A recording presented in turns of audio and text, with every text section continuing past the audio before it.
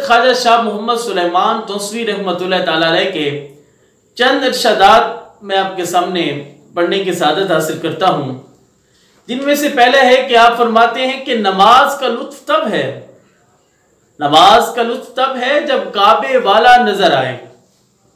आप फरमाते हैं कि नमाज के बाद 3 बार दुआ मांगना सुन्नत नबी सल्लल्लाहु अलैहि वसल्लम है। आप सल्लल्लाहु अलैहि वसल्लम की इताअत के बगैर कहीं भी ठिकाना नहीं। आप फरमाते हैं कि रिज़्क़ हलाल पे किनात करना सबसे बड़ी करामत है। आप फरमाते हैं कि तवक्कुल करने वाले का मौला वकील होता है। आप फरमाते हैं कि औलिया कराम के मज़ारात नफ़ा व बरकत के मराकिज़ हैं। आप फरमाते हैं कि तसव्वुर शेख से बड़ी बड़ी मुश्किलात दूर होती हैं। आप फरमाते हैं कि सालिक को हर वक्त ईमान की सलामती की दुआ मांगनी चाहिए। आप फरमाते हैं कि सलात व सलाम का वजीफा आला तरीन इबादत है।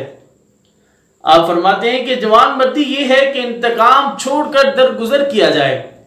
आप फरमाते हैं कि कश्फ़ो करामात ये है कि ताजदार अंबिया सल्लल्लाहु अलैहि वसल्लम की कुल्ली पैरवी की जाए।